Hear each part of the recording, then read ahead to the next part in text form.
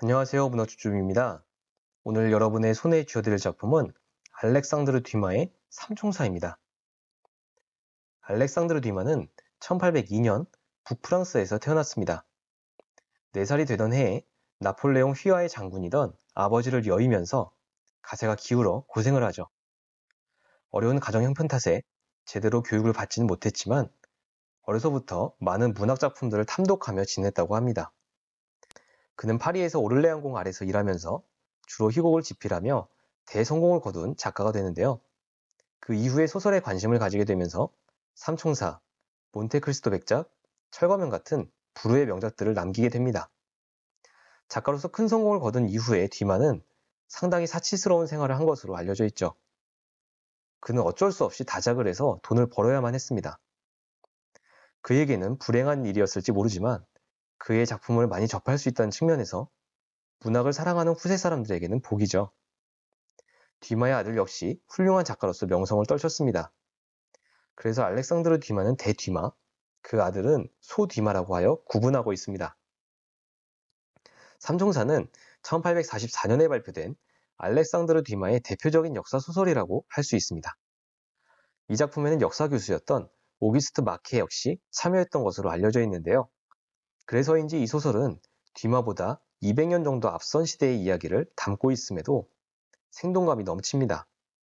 달타냥을 비롯한 등장인물들의 성격도 상당히 입체적으로 설정되기도 했고요. 이 소설은 당대에도 많은 인기를 얻었지만 지금도 영화나 연극, 만화 등으로 각색되어 다양한 형태로 독자들을 만나고 있는 작품입니다. 이 소설의 제목인 삼총사는 지금도 많이 사용되는 관용어로 자리 잡고 있죠. 그러면서도 생각보다 두꺼운 볼륨감을 자랑하는 분량 때문에 쉽게 집어들기 어려운 책이기도 합니다. 그래서 같이 읽어보시면 어떨까 해서 이 영상을 준비했습니다. 이 작품에 등장하는 주요 인물들을 소개하겠습니다. 이 작품의 주인공은 달타냥이라는 총사 지망생입니다. 프랑스 가스쿠뉴 지방 출신인 그에게는 3명의 총사 친구들이 있는데요. 아토스, 포르토스, 아라미스가 그들입니다. 이들이 바로 그 유명한 삼총사죠. 그리고 총사장인 트레빌, 프랑스의 2인자로서 당시 프랑스 정복의 실세인 리슐리의 추기경이 등장합니다. 리슐리의 신복으로 온갖 더러운 일을 도맡아서 하는 밀레디란 여자도 있죠. 이들이 이 작품의 주요 등장인물들입니다. 이제 삼총사의 주요 줄거리를 소개하겠습니다. 이 소설의 줄거리는 생각보다 복잡하고 내용이 많습니다. 그래서 줄거리는 많은 부분 요약해서 알려드리려고 합니다. 흥미가 생기시면 꼭 책을 읽어보시는 게 좋겠습니다. 프랑스 가스쿠뉴 지방 출신인 달타냥은 총사가 되어 출세를 하겠다는 일념으로 같은 지방 출신이자 총사장인 트레빌을 찾아갑니다. 그런데 트레빌은 무예 수련을 하면서 자신이 찾을 때까지 기다리란 말로 달타냥을 좋게 돌려보낼 뿐이었죠. 트레빌의 집에서 나온 달타냥은 우연히 트레빌 휘하 총사들인 아토스, 포르토스, 아라미스와 각각 시비가 붙어 결투를 치르게 됩니다.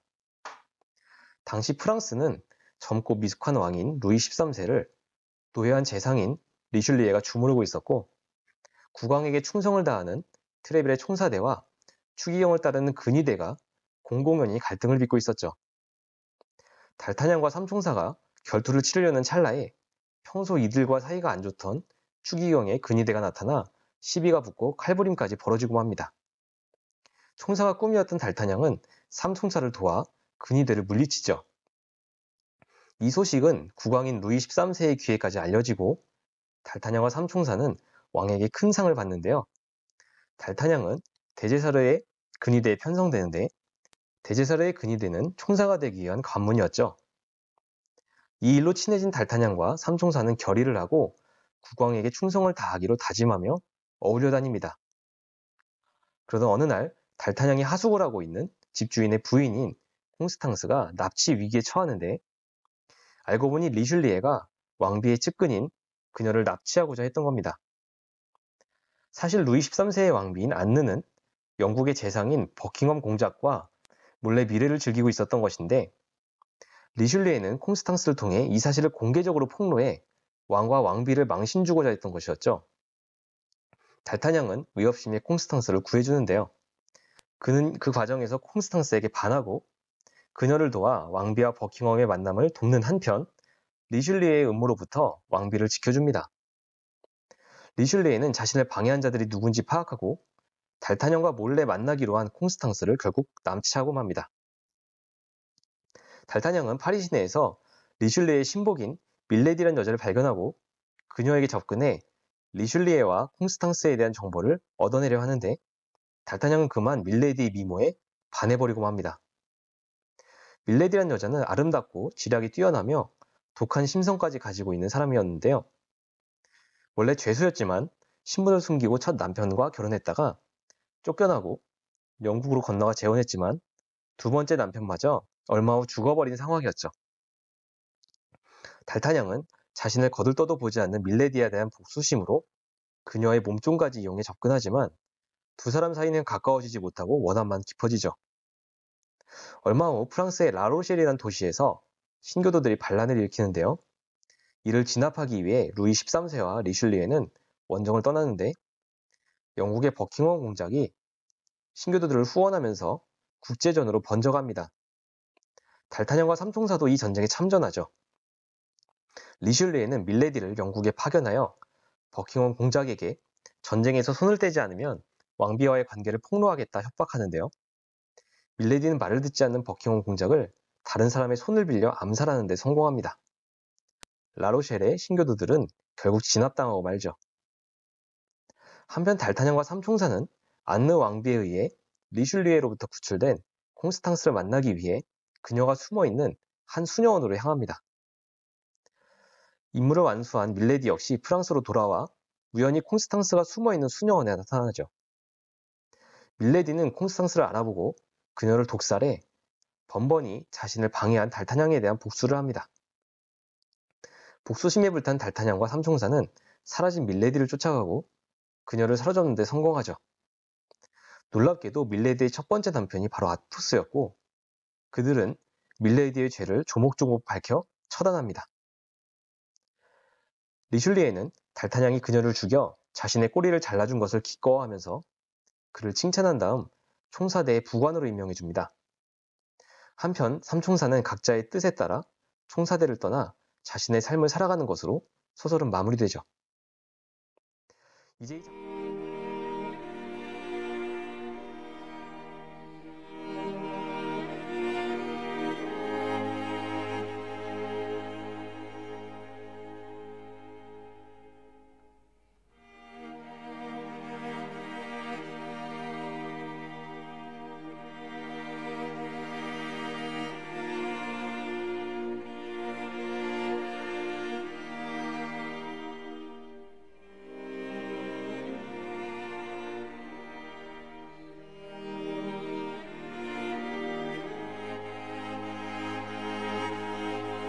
작가의 삶 속에서부터 야누스의 양면적인 모습을 느낄 수 있는 오늘의 책, 바로 몬테크리스토 백작이다.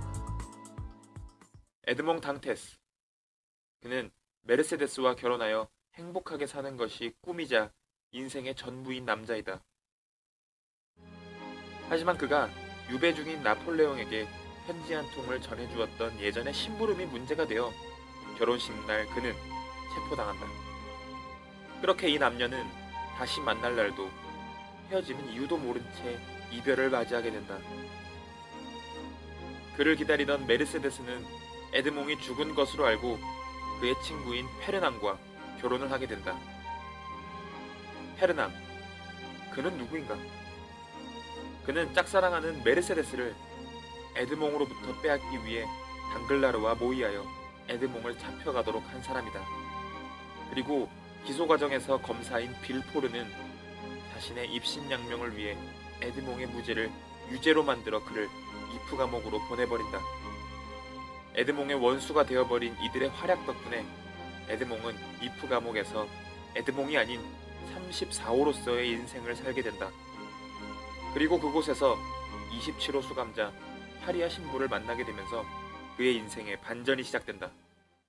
그는 34호에게 세상을 바라보는 방법을 소개시켜 주었고 에드몽을 34호로 만든 사람들, 당글라르, 페르낭, 빌포르 등을 알려준다. 철학, 4개국어, 문학 등을 전수해 주었고 몬테크리스토 섬까지 물려주면서 에드몽이 몬테크리스토 백작으로 부활할 수 있게 해준다. 그는 이제 복수의 비수를 품고 환생하게 된다. 어줍잖은 기사회생이 아니다. 마음먹은 대로 할 수 있는 막강한 재력과 권력을 지닌 사람으로 완벽하게 부활한 것이다. 그리고 그는 차분하게 복수를 감행한다. 복수의 화신으로 이 땅에 탄생한 몬테크리스토 백작과 페르낭의 아들 알베르는 결투를 하게 된다. 그러나 메르세데스는 아들에게 그의 남편 페르낭의 과거와 잘못을 털어놓는다. 그 이야기를 들은 알베르는 다음 새벽 이렇게 말한다. 백장님께서 제 아버지에게 복수를 하신 것은 당연한 처사였습니다. 그리고 저는 백장님께서 제 아버지에게 그 이상의 일을 안 하신 데 대해 자식으로서 감사를 드립니다. 둘 중 한 명이 죽어야 끝나는 복수의 결투장에서 서로를 인정해주며 나아가는 이 장면은 감동을 선사한다. 몬테크리스토 백작은 삶과 죽음에 대해 설파한다. 그러므로 가장 큰 불행을 경험한 자만이 가장 큰 행복을 느낄 수 있을 겁니다. 산다는 것이 얼마나 멋진 일인지 알기 위해서는 한번 죽으려고 해보는 것도 필요합니다.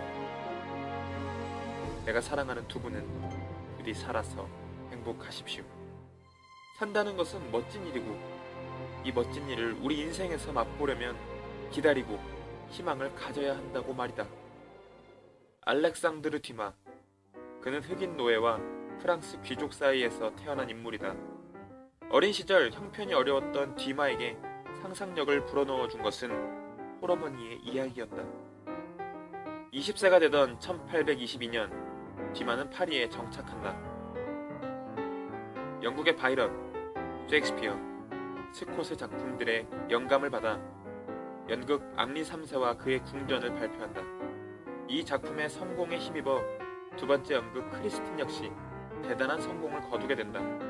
작품에 자신감을 가지게 된 듀마는 소설에 도전하여 조르주, 삼총사, 몬테크리스토 백작, 왕비의 목걸이와 같은 걸작을 집필하며 엄청난 부와 명예를 누리게 된다. 오페라 공연의 메카가 된 테아트르 리리크 극장을 세운 듀마는 자신이 원하는 작품을 언제나 무대에 올릴 수 있게 되었다. 이런 그의 무대에 한번 서보고 싶어하는 많은 여자들이 듀마의 주위엔 넘쳐난다. 이런 그가 1840년 9살 연하인 여성과 결혼을 선언한 것은 놀랄만한 사건이었다. 이다 페리에, 듀마의 유일한 아내이다. 8년간이나 기다려서 그의 아내가 되었지만 듀마의 바람과 낭비벽에 질린 그녀는 결국 이혼 소송을 일으켰고 듀마를 빈털터리로 만들어버렸다. 그의 사치와 이혼 소송으로 그는 그가 지었던 몬테크리스토 성과 이프성 그리고 극장마저 모두 처분할 수밖에 없었다. 1870년 2월 듀마는 세상을 떠난다. 프로이센 전쟁 때문에 그의 죽음은 대중들에게 큰 사건이 아니었다. 하지만 그의 독특한 문체 덕분에 그에 대한 관심이 다시 일어나며 탄생 200주년이 되던 2002년 황태용으로 이장되는 영광을 얻게 된다. 듀마의 소설은 지금까지 30편이 넘는 영화, TV 시리즈, 만화, 뮤지컬, 오페라 등에서 끊임없이 재조명되고 있다. 빌레 코트레에 있는 듀마의 생가로 달려가 보았다. 듀마의 생가는 현재 일반인이 살고 있어 내부 관람은 불가능하다. 듀마는 태어난 이 집에서 생의 마지막을 보내기를 소망했지만 이루어지지는 않았다. 듀마의 어린 시절을 경험할 수 있는 마을 빌레 코트레는 듀마 3대가 묻혀있는 묘지까지 잘 보존하고 있다. 듀마의 묘비는 가장 오른쪽의 것으로 2002년 파리의 팡테옹으로 이장되었지만 그의 묘는 그대로 남겨져 있다. 빌레 코트레를 떠나 몬테크리스토 성이 있는 르 포르마를리로 향했다. 몬테크리스토 성 내부는 호화롭기가 어떤 궁전에도 뒤처지지 않으며 듀마가 흠모했던 작가들의 흉상으로 건물 외부가 장식되어 있다고 한다. 하지만 우리가 방문했을 땐 다음 성수기를 위해 개장을 하지 않아 외부의 모습을 보는 것으로 만족해야 했다. 그의 책에서는 몬테크리스토 성을 다음과 같이 묘사한다. 마루에는 두꺼운 터키 양탄자가 깔려져 있고 벽에는 금박의 천이 늘어져 있고 방마다 큰 소파가 둘레를 빙 둘러 있고 그 위에는 아무데나 깔 수 있는 쿠션들이 여러 개 놓여져 있다. 알렉상드르 듀마, 흑인 혼혈아로 백인 사회에 살며 사치스런 삶과 진중한 문체의 양면성을 보인 작가. 듀마는 자신의 정체성과 전쟁하듯이 치열하게 싸우며 산 것은 아닐까. 나약했던 에드몽, 그리고 복수의 화신으로 돌아온 몬테크리스토 백작의 두 모습, 이를 그려낸 뒤만은 자신의 삶에서 그리고 우리의 삶 속에서 존재하는 야누스적인 양면의 모습을 말하고 있다.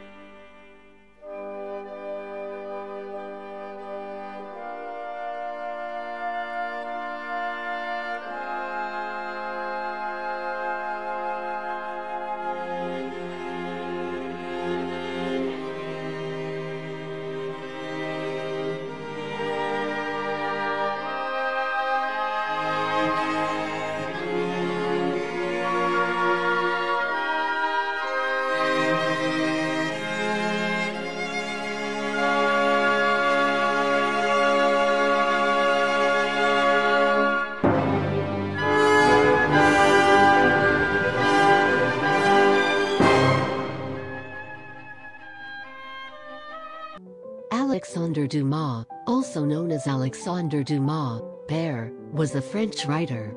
His works have been translated into nearly 100 languages, and he is one of the most widely read French authors. Many of his historical novels of high adventure were originally published as serials, including The Count of Monte Cristo, The Three Musketeers, 20 years after, and The Vicomte de Bragelonne, 10 years later. His novels have been adapted since the early 20th century for nearly 200 films. Dumas' last novel, The Night of Saint-Hermine, unfinished at his death, was completed by a scholar and published in 2005, becoming a bestseller. It was published in English in 2008 as The Last Cavalier. Prolific in several genres, Dumas began his career by writing plays, which were successfully produced from the first. He also wrote numerous magazine articles and travel books. His published works totaled 100,000 pages. In the 1840s, Dumas founded the Théâtre Historique in Paris. Alexandre Dumas was born on July 24, 1802, in the small French commune of Villers-Cotterêts. His mother, Marie-Louise Labouré, was a simple woman whose mission was to help her children. Thomas Alexandre David de la Pailleterie, Dumas's father, was of substantial military importance. Rising to the title of general, de la Pailleterie was the highest-ranking black man in Napoleon's army. His glory was cut short by a disagreement with Napoleon's battle tactics, though, and he was soon thrown out of the army and imprisoned. 2 years after his release, La Pailleterie, in 1806, died, leaving his wife and children to fall into poverty. As he was only 4 years old at the time of his father's death, Dumas could not contribute to helping his family's financial crisis. However, at the age of 20, the young man set out to Paris to start his career in writing. He began as a scribe to the Duc d'Orléans, the future King Louis-Philippe of France. Then he moved to the stage. His first play, Henry III and His Court, was written in 1829 and was soon followed by many other historical works in theater, such as his plays Napoleon Bonaparte and Antony, both of which were written in 1831. Writing play after play, Dumas tailored his stories to the popularity of the Romantic movement sweeping across Europe. Gaining extensive praise for his theatrical pursuits, the still young Alexandre turned his attention to what he would become known for: full-length novels. His first published writing was entitled George, the Planter of the Isle of France, and it chronicled the life of a slave man. Though dear to his heart, due to his grandmother's position as a Haitian slave, this book gained Dumas little fame or fortune. It wasn't until 1844 that Alexandre Dumas gained widespread recognition for his work, when he published The Three Musketeers, a thrilling tale of four men's adventures. Read by people far and wide, this book is still studied in classrooms around the world. He followed the success of this writing by publishing another celebrated piece of literature in the same year, The Count of Monte Cristo. When the young sailor Edmond Dantes is falsely imprisoned for treason, he sets out to take revenge on those who wronged him. This novel calls Dumas back to his childhood, as it begins during the return of Napoleon from his exile. The Dumas family's strong connection to the Napoleonic regime is ever present in the story, and Alexandre also makes sure to include a nod to his former employer, now King Louis Philippe.